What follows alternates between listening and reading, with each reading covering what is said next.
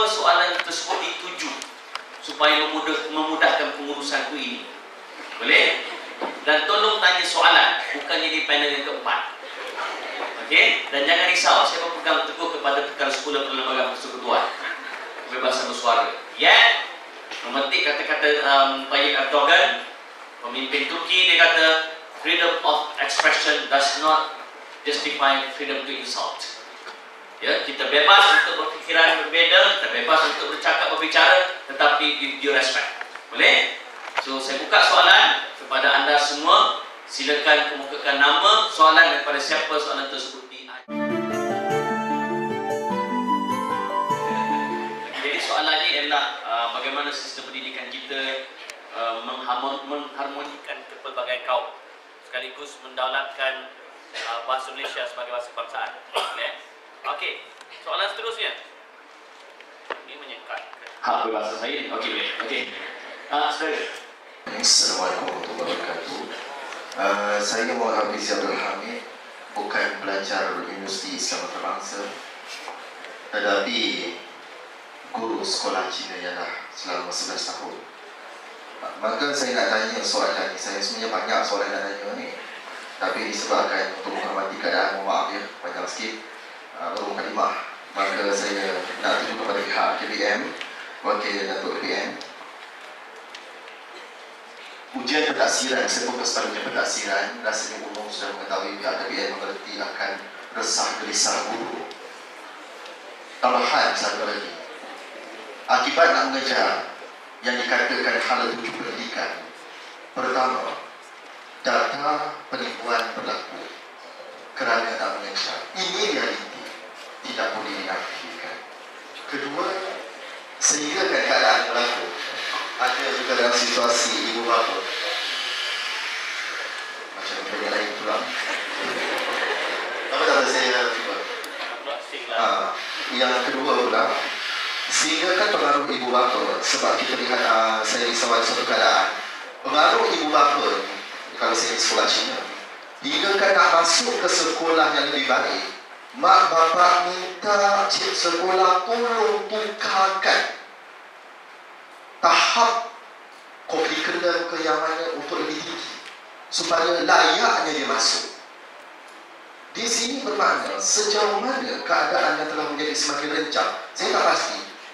Menteri Pelajaran pada zaman Datuk Syahrudin 2 kali kajian. Pertama, guru kerja 64 jam. Kedua, 72 jam. Yang pasti lebih 40 jam. Sekarang kajian lagi sekali. 3 kajian telah dibuat. Guru tetap mengkaji hingga 3 pukul 3 pagi. Realiti.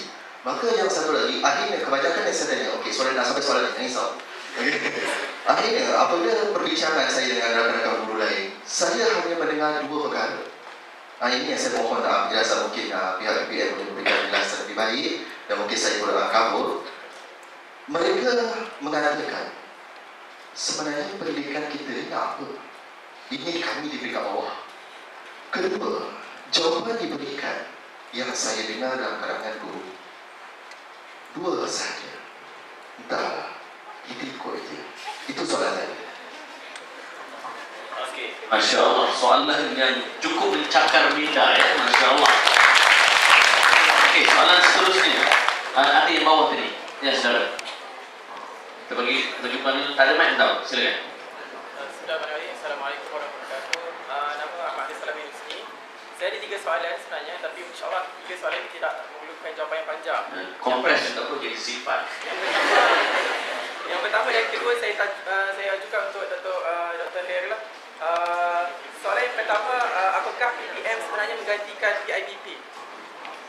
Yang kedua, seandainya digantikan daripada PIBP yang mempunyai 6 teras utama kepada 11 anjakan utama dalam PPM, adakah sebenarnya matlamat untuk merapatkan jurang antara luar bandar dan bandar tercapai? Kerana yang pertama adalah dengan kewujudan sekolah kluster dan yang kedua sekolah SPT. Dan apabila dua sekolah ini mendapat sebagai contoh autonomi yang utama dan dana yang banyak, bagaimana sekolah yang gagal mendapat SPT dan kluster?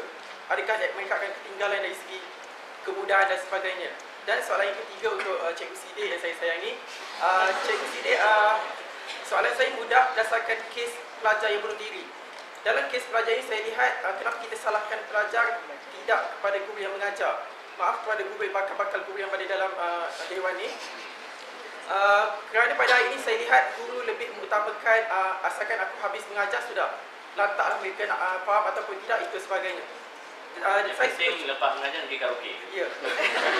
Saya suka buku yang ditulis oleh Cikgu Siddiq berkaitan dengan pendidikan Rabbani, di mana menyentuh bukan sekadar mengajar tapi mendidik. Mohon cikgu responlah. Okey, maknanya tiga soalan. Pertama tentang KPM ganti PIPP. Dan yang kedua untuk Cikgu Siddiq. Ada soalan satu lagi tentang sekolah cluster.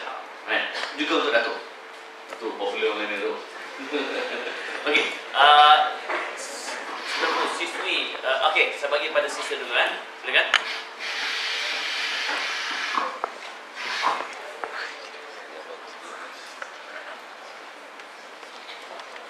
Bismillahirrahmanirrahim. Assalamualaikum warahmatullahi wabarakatuh. Nama saya Nur Ashiti Ibrahim. Saya salah seorang daripada Sekolah MPP UIM. Saya ingin bertanya kepada dua soalan malam ini. Yang pertama, bagaimana sistem pendidikan yang ada sekarang dapat menilai seseorang pelajar? Seperti mana yang kita tahu, setiap orang mempunyai kelebihan yang berbeza.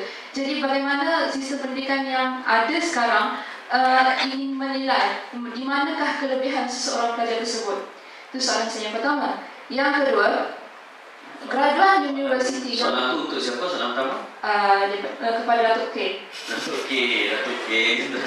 Okey. Alright, yang kedua, graduan universiti hanya memenuhi peluang pekerjaan. Ini yang saya nampak dalam kalangan mahasiswa ini.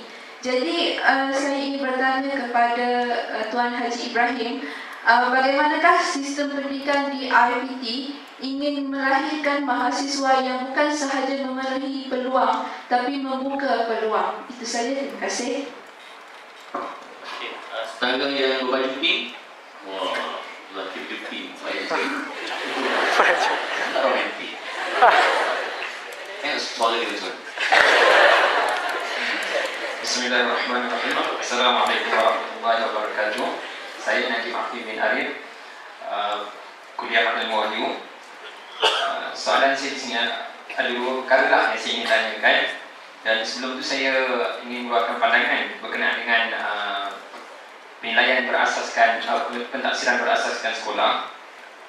Bagi pandangan saya, pentaksiran ini seolah-olah PBS ni pelaksanaannya terburu-buru kerana dalam keadaan di Malaysia ni prasarana untuk pendidikan kita masih belum bersedia untuk melaksanakan sistem tersebut. Salah satu contoh, kalau di Sabah dan Sarawak, berapa banyak sekolah yang tidak di pedalaman yang tidak mendapat akses internet, dan jadi dalam penilaian ini memerlukan guru untuk mengisi penilaian berdasarkan secara sistem online.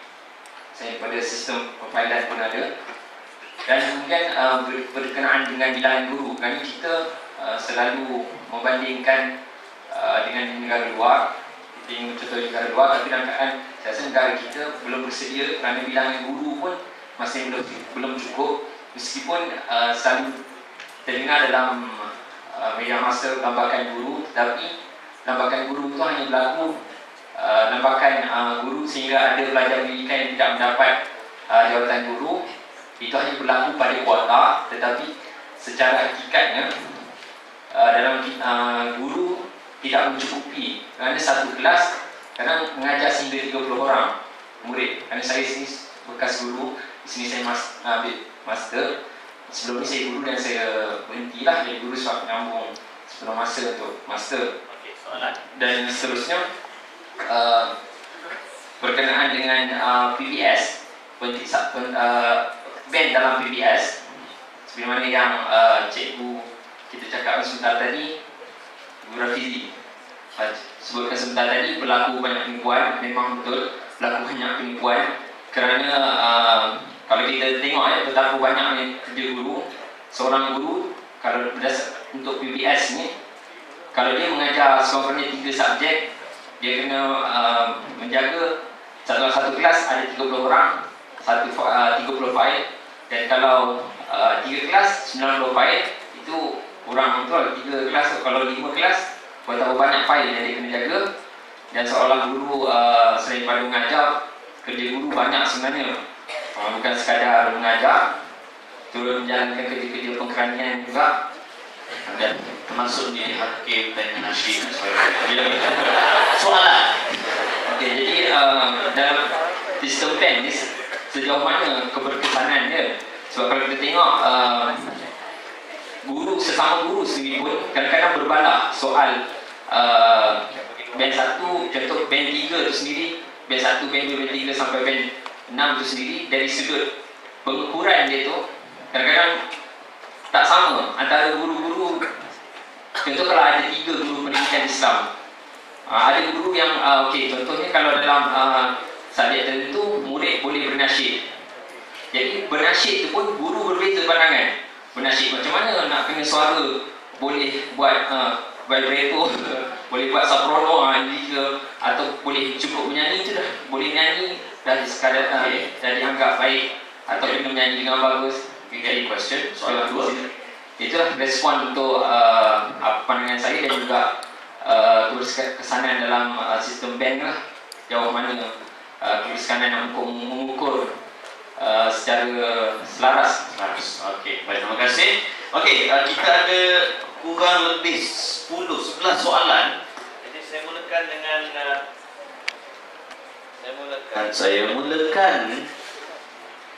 bismillah. Okey, mulakan dengan Datuk dulu. Datuk ada beberapa soalan. Soalan pertama tentang peluang mendalami dan memahami agama lain, cadangan untuk comparative religion di peringkat sekolah. Kemudian sistem pecah kaum, penyatuan pelbagai kaum. Seterusnya kita menggunakan bahasa Indonesia sebagai bahasa kebangsaan. PBS ada data penipuan pengaruh ibu bapa, dan cikgu bertanya bila apa nak daripada kementerian, nak apa? Entahlah, ikut je. Kemudian TPM dan PIP rapatkan jurang antara luar bandar dengan bandar. Apa lagi? Sistem kita sama mana kita menilai kelebihan pelajar. Kemudian PBS tak terburu-buru, tak selaras info di kalangan guru. Silakan.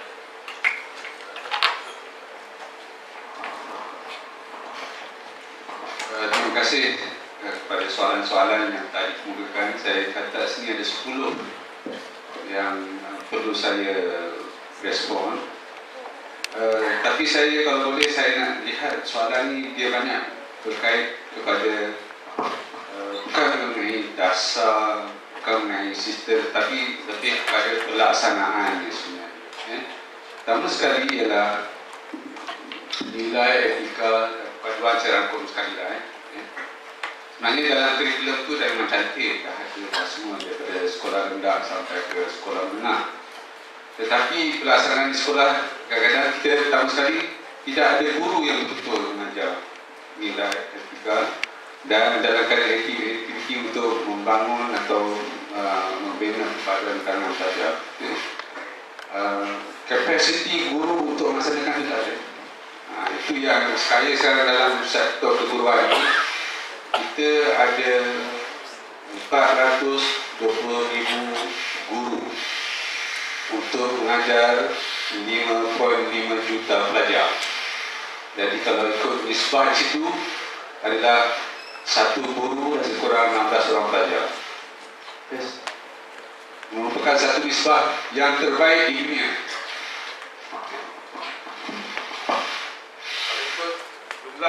Jumlah pelajar dan bilangan guru, kita merupakan salah satu nisbah terbaik di dunia lah. Ada setengah negara itu satu orang guru, cuma mak je tak apa terbaik di dunia. Ada setengah negara satu orang guru kena kurang 24 jam. Average international satu guru 24 pelajar. Jadi isu kata kekurangan guru tu sebenarnya kalau ikut bilangan tu tak betul lah, cuma penempatan guru tu tak betul. Ada setengah sekolah tu guru melebihi pelajar, ada sekolah kurang murid. Ada 5 orang guru untuk 4 orang pelajar. Tapi ada setengah sekolah di bandar-bandar 3,000 pelajar, kita ada lebih kurang 60 orang guru saja. Begitu keadaannya. Jadi dia tak seimbang kesempatannya.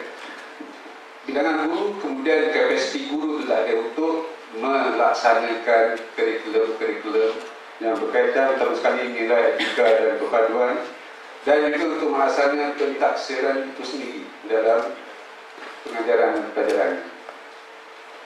Memang kita akui berlaku sistem yang tak kredibel di peringkat sekolah. Ini yang orang banyak bertanya, sejauh mana akan betul-betul sahihnya sistem pentaksiran berasaskan sekolah nanti. Kerana bahawa masa ini ada pentaksiran berasaskan sekolah seperti mata pelajaran kemarian hidup, lukisan dan sebagainya, tidak dilakukan oleh pelajar itu sendiri. Kerana ketika projek itu mak bapak dia sendiri buat, ataupun dia ada dibuat sumber luaran sosial. Di sinilah dalam untuk mengasaskan sistem pentaksiran berasaskan sekolah ini, kita nak meletakkan sistem itu yang kredibel di peringkat sekolah. Tetapi konsep PBS tu, konsep dia tak jelas pada guru. Sebab tu guru tu lalu apa sebenarnya Kementerian Anda ni. Bila konsep tak clear, apabila satu konsep perubahan tak clear, tidak jelas, maka itu berlaku kepada guru. Kita tak boleh salahkan guru, kerana banyak berlaku pencairan. Kita merupakan satu sistem yang sekarang sistem pendidikan kita satu sistem berpusat. Semuanya datang dari kementerian, dari Putrajaya, untuk disebarkan kepada 14 luar negeri di Malaysia. Kemudian kita ada 100 di beberapa daerah, dan kita ada 10,000 bawah sekolah. Jadi dia punya pencairan itu akan berlaku. Apakah tindakan-tindakan untuk kalau boleh mengurangkan perkara ini berlaku akan datang? Ini kita nak memberi orang itu pengupayaan kepada peringkat daerah dan sekolah itu sendiri. Contohnya pentaksiran bahasa sekolah itu nanti akan dilakukan oleh sendiri, di mana sekolah dan guru sendiri akan bertanggungjawab dalam menjelaskan bagaimana mereka melakukan. Guru dan sekolah sendiri accountable. Di mana ranking sekolah pada masa akan datang bukan berdasarkan pencapaian peperiksaan mereka, tapi bagaimana mereka menguruskan pentaksiran. Dan jika berlaku penipuan, itu yang kita akan letakkan kepada nilai-nilai untuk meletakkan ranking sekolah itu sendiri.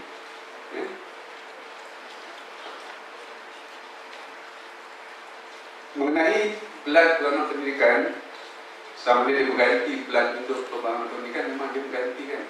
Sebab pelan untuk pembangunan pendidikan cuma berlangsung pada tahun 2006 hingga 2010.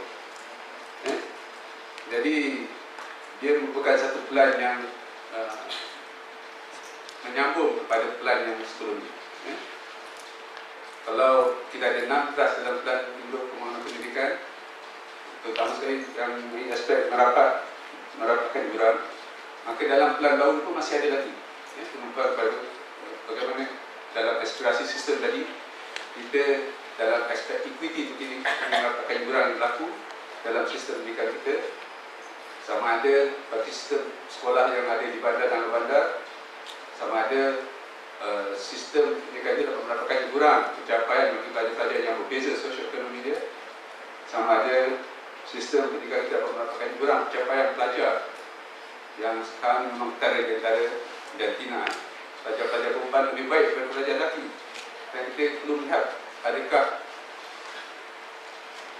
faktor kurikulum ataupun faktor ramai sangat guru-guru wanita yang berada dalam sistem persekolahan kita. Dan itu perlu dilihat. Tapi dalam pelan pembangunan pendidikan Malaysia yang baru ini, kita cuba melihat semua perkara-perkara dan cuba redress isu yang berlaku. Dan mengenai PBS yang dilaksanakan secara terburu-buru itu, sebenarnya kalau jelas konsep oleh guru-guru ni, pentadsiran bahasa sekolah ni memang dah dilaksanakan oleh guru-guru sendiri. Cuma kemudian tidak mengiktiraf selama ni.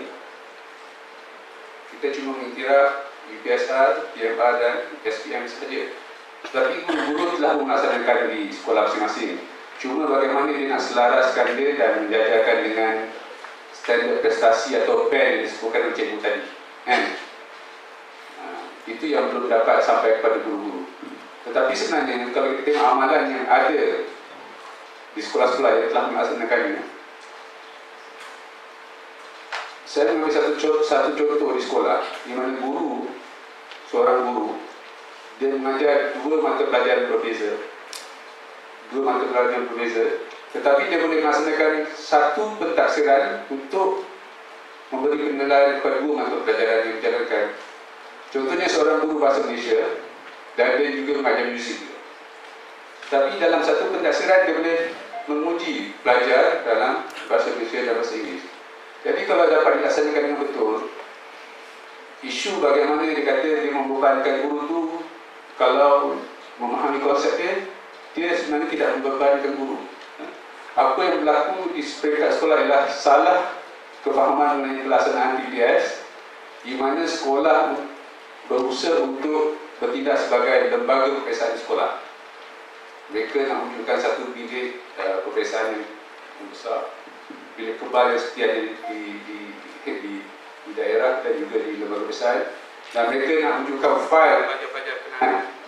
Tetapi dalam sistem PBS yang sepatutnya berlaku ialah guru tak perlu simpan fail pun untuk setiap pelajar. Dia cuma rekod ucapan pelajar saja. Hasil-hasil yang dia belajar itu sepatutnya dipulangkan kepada pelajar itu sendiri, supaya pelajar itu boleh tunjuk kepada parents, ibu bapa dan mereka, dan guru cuma menyimpan contoh-contoh saja.